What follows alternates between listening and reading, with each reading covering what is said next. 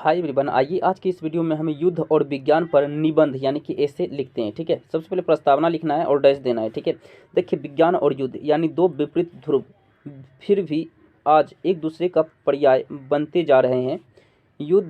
युद्धा अपने पास में ही एक बहुत बड़ी विभीषिमा मृत्यु एवं सर्वनाश को दिया जाने वाला निमंत्रण हुआ करता है। फिर भी सदियों से, शायद उसी दिन से कि जब स्तनधारी जीवों ने धरती पर पदार्पण किया होगा, ये युद्ध लड़े जा रहे हैं।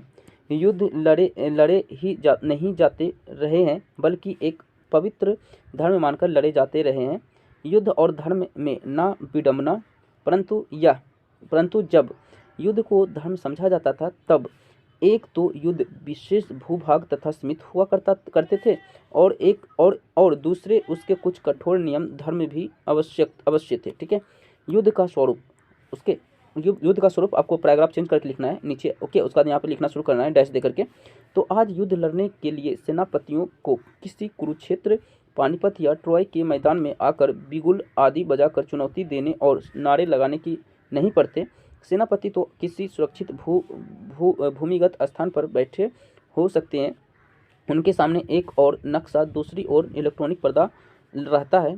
उस पर कुछ धब्बे उठते हैं, कोई बटन दबकर अलार्म बजाता है और युद्धक विमान शब्द की गति से तेज उड़कर जब वह बम वर्षा वापिस आ चुके होते हैं, तब पता चलता है कि कहीं युद्ध हो रहा है।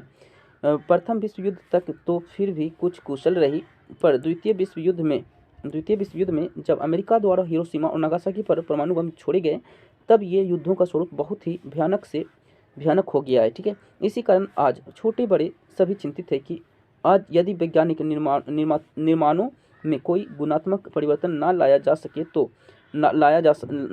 जा सका, तो किसी दिन कोई निहित स्वार्थी मौत का सौदागर कहीं अणु, कोबाल्ट या अन्य प्रकार का कोई विस्फोटनात्मक बम फेंक कर सारी स्वतंत्रता, सारी मानवता का दम घोटकर रख देगा। ठीक है, अब विज्ञान से युद्ध।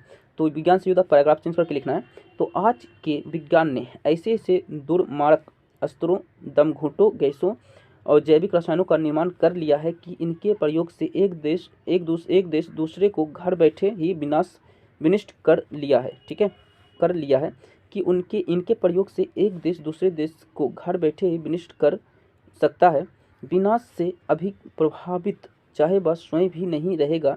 बमों से, गैसों से निकलने वाले विषैले तत्व हवा में घुलकर जानदार प्राणियों के लिए ही नहीं, वनस्पतियों तक के गले घोंट कर रख देंगे। ठीक है, वह विषैली हवा जिधर भी रुक कर गुजर जाएगी, उधर ही विनाश बल्कि महाविनाश हो जाएगा। ठीक है, अब उपसंहार की बात कर लेते हैं। तो भावी युद्ध एवं विनाश के बचने का एक ही उपाय है, वह यह है कि युद्धक सामग्रियों के निर्माण की दिशा में मानवता के कदम जहाँ तक बढ़ चुके हैं वहीं रुक जाएं।